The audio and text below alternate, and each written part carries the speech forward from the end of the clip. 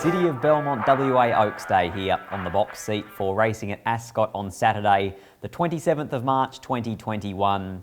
The track is a good 4, the conditions are ideal, the rail is 9 metres and race 1 is sponsored by the City of Belmont. It is the Let's Celebrate City of Belmont handicap at 2200 metres. We go back 6 days ago to last Sunday and the victory in the Bull and Bush Tavern Southwest Cup of Bella's Idol. Modelina's back last of all, going nowhere. Utgard Loki headed for the judge. 300 to go. Bella's Idol, the danger though. It's Bella's Idol coming at Utgard Loki, having a 2-horse war. A length and a half. Paddy Shadow, Superior Smile, Divine Shadow, Bella's Idol and Utgard Loki. They're going head and head. It's Bella's Idol. Now Paddy Shadow coming late, but Bella's Idol hits the lead. Bella's Idol has won the Southwest Cup. Bella's Idol. The way Summer Dixon has this horse going, why couldn't he win another race? Third in the Bunbury Cup, a stronger race than this. The winner of a Southwest Cup, a stronger race than this. He drops back in grade off 6 days. He skyrockets up in the weight to 60 kilos, but I think after the use of Lactar Rumley's 2 kilo claim, to get him into that weight in a small select field, he's still probably the horse to beat, and he may well get the drifts and see sort of a $4 plus mark for this horse in race number 1. It is number 1, Bella's Idol on top for me. The obvious danger on paper, and most likely the money horse here, with William Pike on, is MAROCCHINO, number 4. He can stroll straight to the top or take a trail on the old boy in sacks on, sacks off if they decide to set him alight mid-race. He's the danger and likely to go around short. Number 6, Unreliable, the winner of race number 9 just 7 days ago here at Ascot. And number 2, Freeze 'em Off from the Midwest Yard of Graham Hammerquist, up to 60 kilos, but out in trip really does suit this mare. She is early in the prep, only 3rd up, and she'll only get better into the campaign. My numbers in race number 1, 1, 4, 6 and 2. Race number 2 is the Tab Touch West Speed Platinum handicap. It's over 1200 metres. And we go to the trials recently. It's an all-the-way trial victory for Lord Lonsdale. Outside is Trader Men, and then came 1 Point Lady, and last and struggling at the back is Power and Passion. In the straight they run, in front Lord Lonsdale. Up on the outside is Ebony Magi coming at it hard, and they're clear. In 3rd place is Strike getting to the outside, and starting to run home is Trader Men down the outside of the track. It's Lord Lonsdale just in front, joined on the outside by Ebony Magi, Lord Lonsdale and Ebony Magi, but Lord Lonsdale beat Ebony Magi in 3rd in Strike. Trial conditions, race pattern, very similar for Lord Lonsdale. We saw him lead throughout in that Belmont Park trial, and no doubt Christy Bennett will attempt to cross them from gate 7 of 7, lead them up with 57 kilos and run them into the ground. That's the kind of horse this Machino gelding is. This will definitely be a faster than average run race, and if they do allow him to cross down to the rail without doing too much work, then they're going to be in a contest here and they're probably going to struggle to run him down. But I do think there's a horse in behind them that might just get ignored by the marketplace. And I'm not expecting any flash price, but I'm expecting sort of that $4.60 to $5 mark, about number 3, Carabinier. First up last campaign was a winner in this exact race, a 1200 metre 58 plus West Speed Platinum. In fact, this horse has won first up in his last 2 preparations. His recent trial was good. He'll be in a stalking position. I think he can upset the fancies here. Number 3, Carabinier. From number 1, Lord Lonsdale, if he finds the front, he is the horse they have to run down. Number 2, Pink and Grey, who has Chris Parner picking up riding duties, ever consistent horse from Graham Evans' yard. Number 4, Prize Nemesis next best, but does drop away after those first 3. My numbers in race number 2, 3, 1, 2 and 4. Race number 3, Belmont's Bunuru Plate for the 2-year-olds over the Flying 1000. We go down to the Pinjarra trials, down the 1000 metres straight, and we watch the all-the-way victory of Sockoff. Centre, Plamont picking up ground closer to the grandstand side, is getting right up behind Sockoff, who's still going pretty strongly too. Big Day on its back in the field with Mr. Dolomite, and back to the tail of the field was Tentamento. They head down inside the 200 metre mark. Sockoff is held well together, and this is going to cruise to the line with the ears pricked forward. Sockoff held well together. That was impressive. Second past the post was Plamont. Sockoff likely to bounce straight to the lead here for Bradley Parnham, and from there, as we know in 2-year-old racing, very hard to run down. If conditions are suiting on Saturday, they're going to have to gun down this Flying filly because she'll be rolling a long way from home. But there is one here that maps to sit right on her leader's back, right behind her, and that's Queen's Gift. On debut, ran second behind Pat Scott Sass, a pretty good form reference for a race like this. The trial as well was alongside He's Goal, the winner of a Perth Stakes, and Liwa, the winner of a Supremacy Stakes. So both the trial and race performances in the short career we've seen so far of Queen's Gift have been good. And I think over the 1,000 metres, she can just track every move of Sockoff. And if she does kick clear, turning for home Sockoff, well, off her back comes Queen's Gift, and from there it's race on. I'm going for the leader's back horse here, number 4, Queen's Gift. From 5, Sockoff, who's going to be ridden exactly the same as we saw in that trial. Jump and run and try and run them ragged. Number 7, K-May, an eye-catching recent trial. Sat 3 back the fence, didn't go around a horse, shot up along the inside rail, but was definitely impressive through the line. Number 3, Storybook, who backs up off 7 days from the Group 3 Jim Crack Stakes, drops in weight, reunites with Christy Bennett, who was able to guide her to victory on debut at Pinjarra. My numbers in race number 3, 4, 5, 7 and 3. Race number 4, the first of the features, it's the Schweppes Mel Vista Stakes for the Colts and Geldings at 2,200 metres. The last progression towards the WATC Derby in a fortnight. We're going to go back 14 days ago and watch the dominant display in the JC Roberts of Western Empire. In the roughie, dropping out. MTA hit the front, quickly gobbled up on the outside though by Western Empire. Western Empire surges past MTA, 2 lengths to Off We Go. Holy Enchantment. Parnham really shakes up Western Empire. He responds to the demand and he boots away from them. The Robert Stakes is all over and Chris Parnham goes back to back. Went on to win at Western Empire easily. Continuing on his merry way here, Western Empire, the winner of the Lex Piper Stakes at $1.80, the winner of the JC Roberts at $1.50, and he now goes around in the Mel Vista Stakes at $1.18. It's an awfully short fixed odds price. In fact, it's probably one of the shortest prices we'll see all season here at Ascot. No doubt, all eyes on the Cerise and White. Can he continue his winning ways? I don't see why not. He looks to have a stranglehold over the Derby in a fortnight. Western Empire in race number 4. Number 3, Outback Jack, who was very stiff last start. He was beaten in a Class 3 by a horse called Bombardment, which doesn't read up that great in terms of a form reference.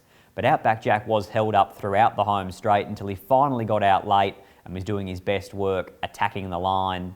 He looks like he's been set for a race like this. He should stick the trip, and if you're going to have a bet, it probably is either the exacta, 1 from 3, or just a place bet on number 3. Number 4, Flash Ducati, number 2, Off We Go. They both chased hard in that replay there, but it's very hard to see anything turning the tables on Western Empire. He's all the rage in the Mel Vista Stakes. My numbers in race 4, 1, 3, 4 and 2. Race number 5, Kieran Magumi handicap at 1,800 metres. This is a really good replay to watch. We have the victory of Miss Marietta, the placing in behind them of MELARAB, and a number of other runners who are in this field. Boxers sitting right behind those, and Wide Night got a beautiful inside run. MELARAB taken on now by Miss Marietta. They went past the 200, a length and a half clear. Sluice Box and So War. It's Miss Marietta though. She's over a length in front. Sluice Box trying valiantly with MELARAB, but Miss Marietta, she's too good, Miss Marietta. She beat home MELARAB. Well, we saw there the victory of Miss Marietta, MELARAB there, Beret there. We also have Sluice Box who is in there. Further back in the field, watch me Nay Nay. So if you are going to watch just the one replay to do form on this race, that is the obvious. And I'm going with a horse who was in that replay. I'm going with MELARAB here. Troy Turner picks up the ride from Jade McNaught. Should be able to come across from that middle alley. There's a couple of speed horses underneath. Grand Randall coming up in grade. Float Our Boat coming up in grade. I think those two can do the donkey work out in front, and MELARAB can enjoy a lovely run just tucked away in behind them. And from there, each way in a wide open race, number 5 for me, MELARAB. Number 1, Kiora Star, a dominant last start victor down at Bunbury. He always seems to struggle when he comes up to this metro grade, but that last start victory was very impressive. Number 3, Beret, number 2, Miss Marietta, a pair of get-back run-on mares who are drawn wide gates, are going to have to concede all of these horses a head start, but they're both in very good form. My numbers in race number 5, 5, 1, 3 and 2. Race number 6, the Schweppes handicap at 1,400 metres. We go back to the midweekers and we watch TINSNIP winning his first race since he won a Sire's Produce. the home turn, and around them is Whim Creek with a run, followed further back by TINSNIP cutting the corner. Pateman goes to work at the 200 on Invictus Domini, a length on Bruce Almighty. TINSNIP is finishing full of running over on the inside. Invictus Domini and TINSNIP. TINSNIP got up on the inside of Invictus Domini, coming again. TINSNIP, Invictus Domini. Thought TINSNIP might have just got it. Took a long time for TINSNIP to win that elusive second race. Back in his 2-year-old days, he ran second to Dig Deep in a Caracatta plate, and then he broke his maiden in a Sire's Produce. But it was a long time between drinks, and it was excellent to see him break through last start in what I'm sure will be a confidence-boosting win. I am, however, in this race going to tip with a horse who last start was first up in a Class 2 at Mount Barker, and he got beaten. He comes up in grade, he comes up to the metro area, but he drops a stack in weight. He carried 61.5 kilos first up. He sat 3 wide no cover after he missed away. And I think in this race that is devoid of natural speed, if Sean McGrady comes out positive on Bragwell, he can come and sit in the breeze. And from there, a huge improver and a definite each-way bet for me. I think this 3-year-old who comes out of the WA Guineas when last in work, behind Watch Me Dance and Dom to Shoot, including Western Empire, he's definitely good enough to win this, and he might, at the each-way quote, give it a really nice shake. For me, it's number 10 on top in race 6. 1 Downforce, who is a month between runs and drawn a very similar sort of gait to Bragwell in that mid to outside of the line. If he can come across and find a nice position with cover, he's a horse to beat. We then go down to the replay horse TINSNIP number 2 and the enigmatic returning galloper in Notorious One, who's got the world of ability, which does so much wrong. I just don't think he knows what he's doing. My numbers in race number 6, 10, 1, 2 and 3. Race number 7 is the Amelia Park Handicap, a 66 plus 1200. And here last Saturday, we saw AMASENUS win yet again. Salt led Beau Zoom on the outside requisition, looking for a run. She's Enchanted closer towards the inside as Parner makes his move with AMASENUS coming right down the outskirts. 125 to go, and the mare stormed to the lead. AMASENUS got the better now of requisition. She's Enchanted. She's pulling away from them. AMASENUS won it from either. Becoming a real regular on the box seat, AMASENUS, going through the grades really nicely. Had no luck at a first up run where Chris Parnham was squeezed up against the inside running rail. Since then, she dropped back to a Class 3 midweeker, won very impressively over a subsequent Saturday winner in Our Boy Dylan. That replay we just watched was 7 days ago where she descended upon them at the 1,000 metres. On the quick back up to 1,200 metres in a race with a good level of tempo, I think she can blend in here midfield. If she reproduces the turn of foot she's showing at the moment, I don't see a reason why she won't be winning again. In fact, I'm going to make her one of the better bets on the program. Race 7, number 10, AMASENUS. Number 5, Mood Swings. This horse is going so well for George Dupre. He's been beaten less than a head at 3 of his runs this preparation. He's flying, but he has only won once. Number 1, Some Sort. This is a horse who's returning here. A very talented front runner for Adam Durant's stable. Ran them ragged down the straight recently, and you'd imagine finds the front on the inside of Mood Swings. Number 9, Next Best, Absolute, who got no luck at Bunbury on a track that simply didn't suit those back in the field. He was a forgive run out of that. My numbers in race number 7, 10, 5, 1 and 9. Race number 8 is our feature. The City of Belmont WA Oaks over 2,400 metres for 2021. We're going to go to the natural lead-up race, the Natasha Stakes, and watch the second placing effort of Pure Devotion. To stick and find. They beat off Lunar Impact, then Cafe Nearer. Reliable Star gets to the outside with Pure Devotion, but Salea's going easily. Inside the 175, it's all Salea. About 3.5 in front, Reliable Star. Down the outside, Pure Devotion is starting to rattle home. It's Salea stopping, Pure Devotion lunging. Oh, gee, she made it interesting. Salea won the Natasha Stakes, but doesn't make her way to the WA Oaks of 2021. So we're left by default with Pure Devotion here as around an even money favourite, and from watching that replay you can fully appreciate why. She ran the fastest last splits, all of them, 1,200, 1,000, 8, 6, 4, 2. No matter where you look, she was running the best splits, and I think the way that she finished off that race suggests that an extra furlong up to 2,400 is definitely in her favour. Throw the winkers on, throw William Pike on. There's going to be a plethora of punters out there that are keen on this filly, should I say. And why wouldn't they be in the Oaks? She does look the one that they all need to beat. Number 3 on top.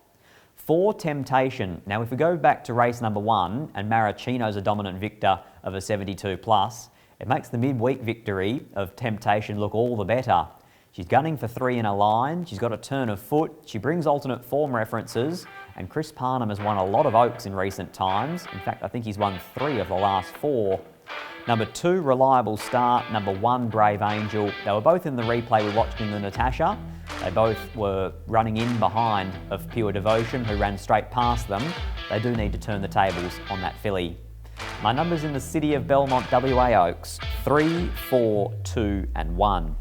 Race number 9 is the Auto Classic BMW Handicap over the Flying 1000 to end the City of Belmont WA Oaks card on Saturday. We're going to go back 2 starts ago and watch the victory of Captain KINK. Into the bend as Cramden skip clear down past the 250. Cramden 2 clear. Captain KINK, Pearls and Prawns along the inside like a Jaguar. Plutocracy behind them. Cramden's the leader when they went to the 100. Captain KINK, Pearls and Prawns. Plutocracy coming at them now. Captain KINK, Cramden and Plutocracy diving. Plutocracy. We had to go back 2 starts ago for Captain KINK because his run last start by his lofty standards was very disappointing. He's now 7 weeks between runs and it's a bit of an awkward part of the campaign. But I do like the way this race pans out for him. He's drawn in gate 9, the speed horse Cramden in 11.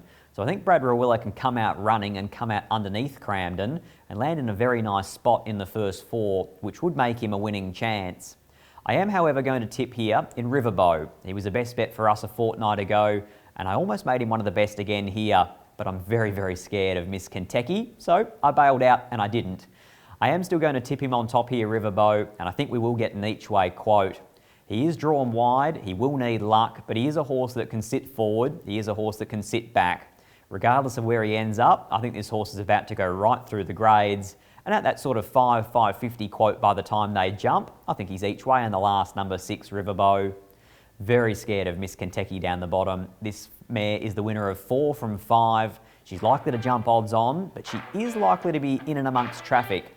3 back the fence from gate number 1. If she does encounter bad luck, it could be a horse like Riverbow that gets over the top. 6 from 11. Number 1, Captain KINK with the map scenario that we've just previewed, and number 4, Highland Beat, who was ultra impressive when last in work. My numbers in race number 9, 6, 11, 1 and 4. Looking at best bets for the City of Belmont WA Oaks program on Saturday the 27th of March 2021. I go early, race 2, number 3, Carabinier, and then race 7, number 10, AMASENUS. Good Friday racing here next weekend. Saturday meeting is the Karrakatta Plate. The Saturday afterwards is the WATC Derby. Ticketing information, perthracing.com.au. Make sure you book a table or come out for the races.